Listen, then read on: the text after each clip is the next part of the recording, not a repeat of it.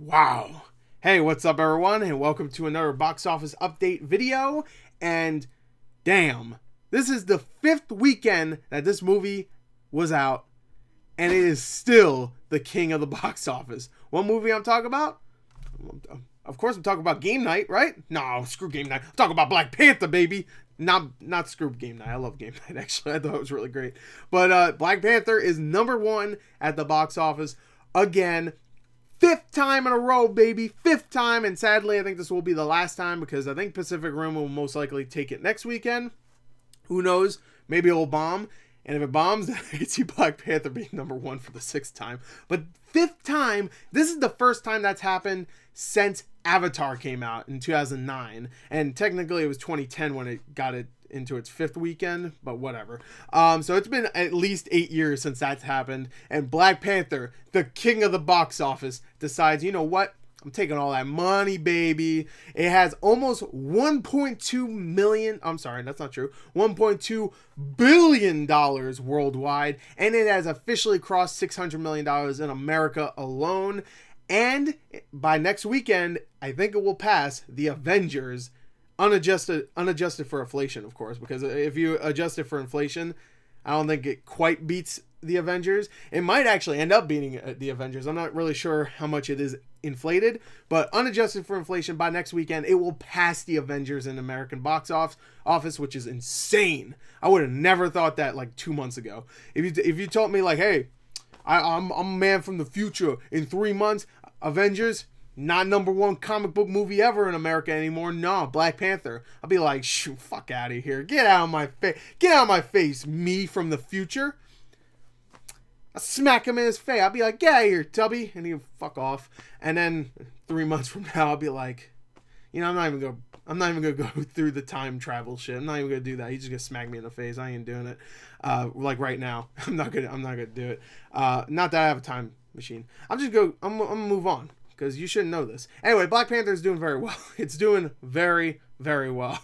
Do I need to tell you this? You already know this. Why am I still making videos about this? Okay? Black Panther, amazing. Mwah, mwah, mwah. It's perfect. Amazing. Cultural stuff. Great. It's all good. Let's talk about some of those other movies that came out this weekend, okay? Okay. This weekend, we had 4 new wide releases come out. And then we, of course, had movies from the last few weekends, and we'll talk about those too. So, we're going to do a top 13 box office movies this weekend. The only reason why we're doing top 13 is because one of the new movies opened number 13. So, and I wanted to talk about it real quick, because I feel like, we might as well, right? We might as well talk about it, even though no one gives a shit. No one gives a shit. So, all right, let's do this, okay? Number 13, 7 Days in Atebi. I think that's how you pronounce it.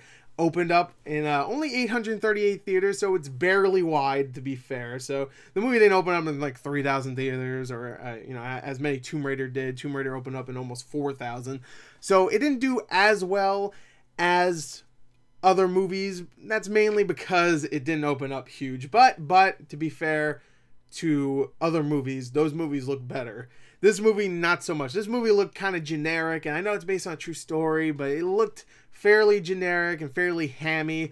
I didn't really want to see it when I saw the trailer, and I guess no one really did, because they only opened up to 1.6 million in the number 13 spot, and that's a shame, because it is based on a true story. So it would have been cool to see this true story made into a good movie, but they didn't do that. So sadly, that movie didn't do so well. It wasn't also very good. It'll be forgotten by a week. That's a shame, I guess. I don't know. I haven't seen the movie. Maybe I'll see it. And maybe I'll change my tune and go like, oh, it was really great, or oh, it was really terrible. Thank God, forget that piece of shit. I don't know. But number 12, I guess we'll just go down the list. I was going to do like the new releases first, and then go back to do the movies that have been open, that have already been out for a little while, but we'll just go down the list. Number 12, we got Jumanji, Welcome to the Jungle, made $1.65 million, and it only dropped 40%. This movie has officially grossed over $400 million, which I never would have guessed, and I think, I could be wrong, but I think it's really close to $1 billion. No, okay, I don't think it's gonna cross $1 billion. It has $939 million right now. I think it's really slowing down, so I don't know if it'll cross that 1 billion mark. Who knows? Maybe it will. Maybe it hasn't opened up in certain places. I'm not even sure. I'm not exactly sure yet. But, you know, even if it's slowing down, that is a huge gross for a movie that only cost $90 million to make. And for a movie that did not have the biggest praise towards its trailers, that's for sure. The movie itself had a lot of praise. A lot of people really liked it. And I get it. I didn't love it myself. I thought it was fun for the most part, but forgettable. Kind of like the original, I guess you could say, even though the first one was near and dear to my heart because I love Robin Williams, and when I was a kid, I watched it all the time. I watched every Robin Williams movie. Flubber, don't even get me started. I watched the shit out of Flubber. When that robot dies, oh, I cried every time. I'm a little bitch. So anyway, we got that. So we're going to keep making our way down this list. All right, we got number 11, Annihilation, which I think just came out in foreign Netflixes, because if you don't know, the way Paramount was doing this release for Annihilation, they were taking the movie, putting it in theaters in America, and I think China it's opening up there too, but everywhere else, and I think that also includes Canada, I could be wrong, it's going straight to Netflix. And it actually just opened up in Netflix, like it's a movie theater. It just went up Netflix like 5 days ago. I think the 13th it went up, and it didn't drop too hard in America. Considering it lost 600 theaters, it's only in a little over 1,000. It only dropped 48%. That's not too bad. The movie's still my favorite movie of this year. I freaking loved it so much. It's so good, guys. It really is. You have to go see it. If you're a Canadian or if you're in some other foreign country, please watch it on your Netflix. Please watch it. And if you can't, please go to a theater if it's in there. Just go see it. It's so good. It's so good, guys. It's weird as hell. You'll be like, what? But it is so original and so freaking good. That's all I have to say. I did a whole review with it with my boy Adrian, so go watch that if you really want us to talk about it. But that's a spoiler review, so just believe me, it's good. If you like weird science fiction stories, then please watch it. It's one of the best out there right now. Maybe not one of the best, but it's damn good. All right, so now we're getting into the top 10. We can go through these pretty quick. We have Death Wish, which is in its, fourth weekend, I think? Oh, God, kill me. In its third weekend, and it grossed $3.3 million, dropped 48%. Lost about 200 theaters, but it's almost at that 30 million mark, which is how much it costs to make. Let me see. Did it open up in foreign? I just want to check real quick. No, it did not. I'm sure it's going to come out in foreign. And I could see that movie doing well in foreign box office, because a lot of those type of action films, like the Liam Neeson ones and even the Jason Statham movies, do very well. So I wouldn't be surprised if Bruce Willis is the same when it comes to box office success in foreign markets. So I could see that doing well. Number 9, Red Sparrow, dropped 47% in its third weekend, made $4.4 million. I don't think that movie's doing very well, considering it had a $69 million budget. Yeah, that's I would say that's a shame, but I thought the movie looked kind of lame, personally, and I also heard the movie is kind of lame and also kind of offensive, because they every time you see Jennifer Lawrence, she's getting her ass beat and stuff, which I don't know. I don't need to see that, especially after Mother, which had some of that too. I don't know. I don't need to see that. Number 8, Strangers Prey at Night, $4.8 million in its second weekend, dropped 53%. Made about $18 million so far. That's not too bad considering it's a horror movie. Usually horror movies drop really quick, so 53% is not too bad. Usually you see around a 70% drop. Not too bad though, especially ones that haven't been hyped up and haven't gotten the best reviews. So that's not too bad. That's not bad at all. I don't know if we'll be seeing a sequel to it, but it's still not terrible. Number 7, Peter Rabbit, $5.2 million. It's been out for 45 weeks or whatever. I don't know. It's been out for a little while. Let me see. It's been out for 6 weeks. 6 weeks. It has officially grossed over $100 million in America, and Paddington 2 is crying its ass off because they actually tried and made a good movie. No one saw it. Fucking Peter Rabbit, it's based on a book everybody loves, just like Paddington, but no one gives a shit about Paddington. But, we have James Corden, he sings, he's funny. Fuck. So number 6, Game Night, $5.5 million in its fourth weekend, so it's doing very well. Dropped only 29%. That's pretty good. It even lost a lot of theaters. Lost almost 400 theaters. And it has $54 million so far. So I could see that ending up around $70 million, which is really good. I wonder if that'll be enough for a sequel. So now we get into the number 5, the top 5. But number 5 is actually a brand new movie. We got number 5, Love, Simon, which made $11.5 million in 2,400 theaters, which isn't too great. Not too bad, though. It only cost $17 million to make. And I heard the movie is great. I heard it's really good. So I could see this movie doing extremely well in the next few weeks. Because usually really well-received movies don't drop too quickly. Even Paddington 2, even though I make fun of... I don't want to make fun of Paddington 2, but I do kind of make fun of it because it keeps dropping because no one saw it. It's actually completely gone from theaters now, so... no one saw it, sadly. But even that held off pretty well after its disappointing first weekend. And I know it did very well in foreign box offices, which is really cool. But that doesn't mean anything when I live in America and Americans decide to go see fucking Peter Rabbit over Paddington 2, which is the second best movie of the year. God damn it. But anyway, so Love, Simon did 11.5 million. It did very well. I really want to see it, actually. I'm going to see it this week. Number 4 is A Wrinkle in Time. In its second weekend, dropped 50%, made $16.5 million, has $61 million so far. Did it open up in foreign box office? I could see that doing very poorly. Only made $10 million so far in foreign box office, but that doesn't mean anything. It might have just opened up in a couple markets.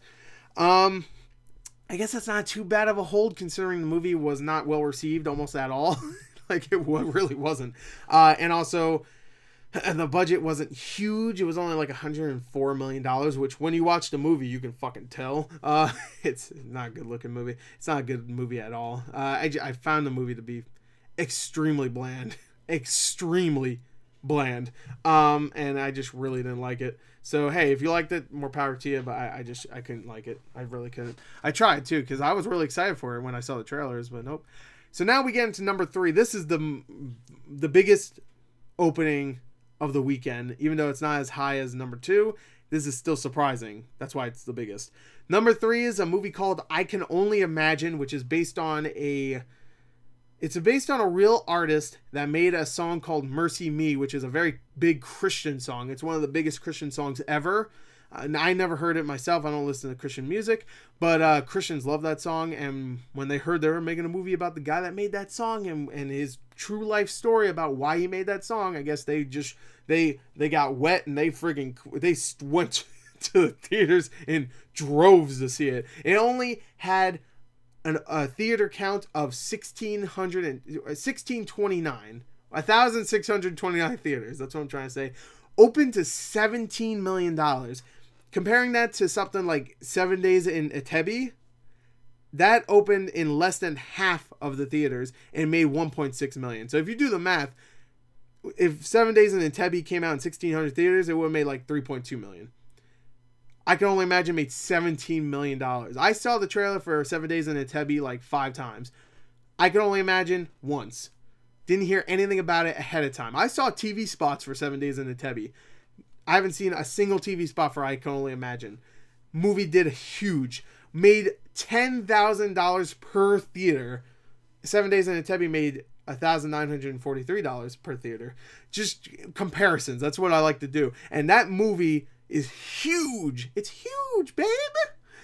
So I could see it doing very well in the coming weeks. It's going to be very much like War Room or Fireproof, where they're big Christian movies and Christians don't usually go to the theaters, but we got to see it now as a Christian movie. I'm a Christian. I love God. Jesus, he's great.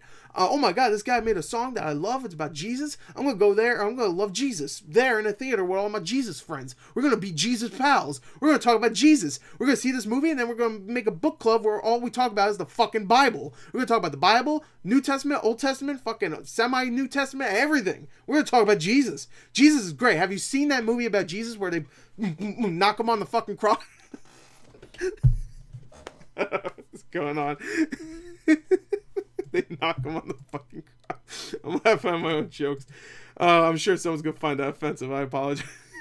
But anyway, Jesus movies do very well, is what I'm trying to say. So congrats to I Can Only Imagine. I have no idea what it's about, but I can only imagine. That's a little joke for you. Number 2. I don't know. Number 2 is... I'm sorry, I have an encoding overload. There you go. The video might have gotten laggy there for a second. Number 2 we have is Tomb Raider. Yay, Tomb Raider. Finally. No, it opened number 2, so at least I Can Only Imagine didn't beat that. It made $23.5 million in America.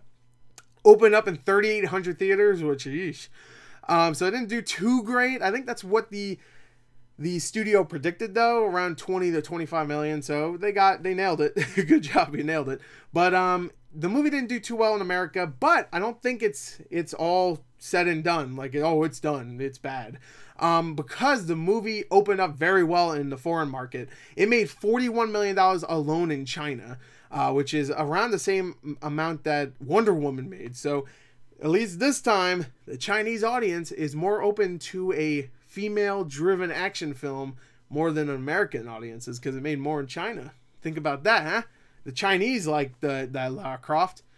We don't like it so much. I mean, I enjoyed it. I actually enjoyed the movie, and I love me some Tomb Raider. The video games, I'll play the shit out of the Tomb Raider. But the movie itself wasn't great, but I still enjoyed it. So it did $23.5 million here. I think worldwide right now it has like $120 million, which the budget is $94 million, and that's really the first week. Even though it did come out in foreign box offices last week, it only came out in a couple of markets, so it just opened up pretty much. So we could see, I could see around $250 to $300 million worldwide, which I think would cover the marketing, and also you have to take in consideration all the foreign box office money coming back to America. There's going to be, of course, cuts and taxes and stuff like that, and theater cuts, because theaters take their amount of money that they made to to put the movie on their screens and stuff like that. So I could see it breaking even, maybe making a little bit of money. We'll see. We will see. I'm going to cover this movie in the next few weekends. I want to see how well it does. But I could see it doing just well enough where they could be like, okay, we're good. Maybe we'll make another video game movie adaptation, but I don't think we're going to do a sequel to Tomb Raider. I think that's probably what's going to happen. But I'm getting another encoding overload, so I apologize. So anyway, there you go. That is it. I already talked about number one, which is Black Panther, 27 million. So there you go. That is my box office wrap up. It took way longer than I thought it would, but I hope you enjoyed it. I hope you enjoyed these videos. I have a good time making them. So thank you. And until next time, of course. Oh God, I'm sorry. I was thinking about me talking about Jesus. I went a little insane. I apologize, but thank you. And of course, until next time, I love you. Leave a comment to tell me about how well I did or how not well I did, all that stuff. Make a subscribe, do a comment, leave a like, do a like, whatever. Fuck it. Goodbye.